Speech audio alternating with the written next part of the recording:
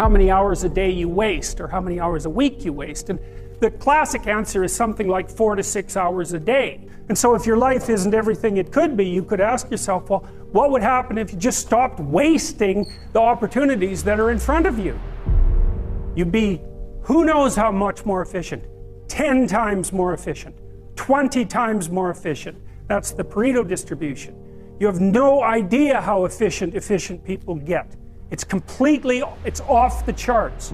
Well, and if we all got our act together collectively and stopped making things worse, because that's another thing people do all the time, not only do they not do what they should to make things better, they actively attempt to make things worse because they're spiteful or resentful or arrogant or deceitful or homicidal or genocidal or all of those things all bundled together in an absolutely pathological package. If people stopped really trying just to make things worse, we have no idea how much better they would get just because of that. So there's this weird dynamic that's part of the existential system of ideas between human vulnerability, social judgment, both of which are major causes of suffering, and the failure of individuals to adopt the responsibility that they know they should adopt. You know, if you take people, and I've told you this, and you expose them voluntarily to things that they are avoiding and are afraid of, you know, that they know they need to overcome in order to meet their goals, their self-defined goals. If you can teach people to stand up in the face of the things they're afraid of, they get stronger.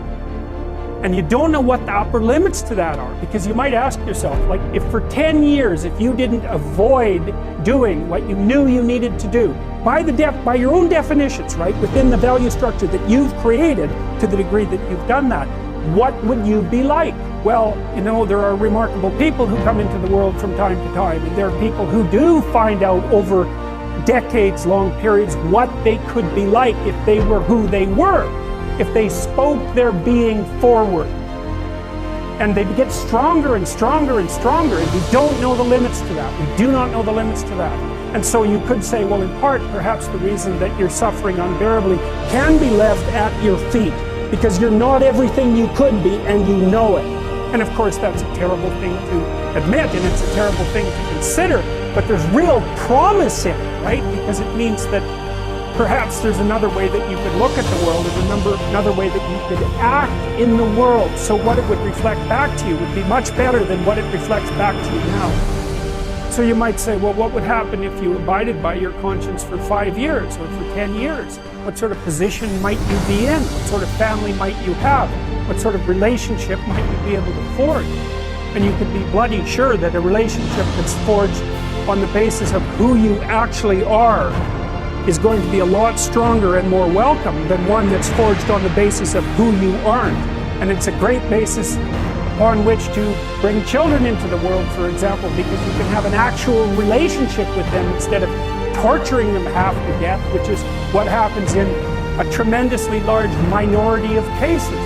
Because it isn't merely that your fate depends on whether or not you get your act together and to what degree you decide that you're going to live out your own genuine being. It isn't only your fate, it's the fate of everyone that you're networked with.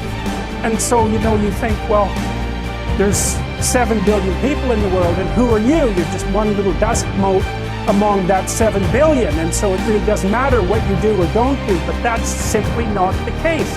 It's the wrong model, because you're at the center of a network.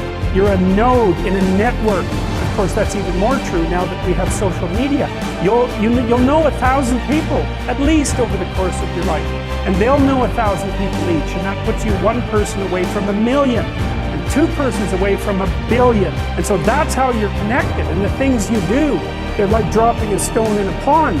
The ripples move outward, and they affect things in ways that you can't fully comprehend, and it means that the things that you do and that you don't do are far more important than you think.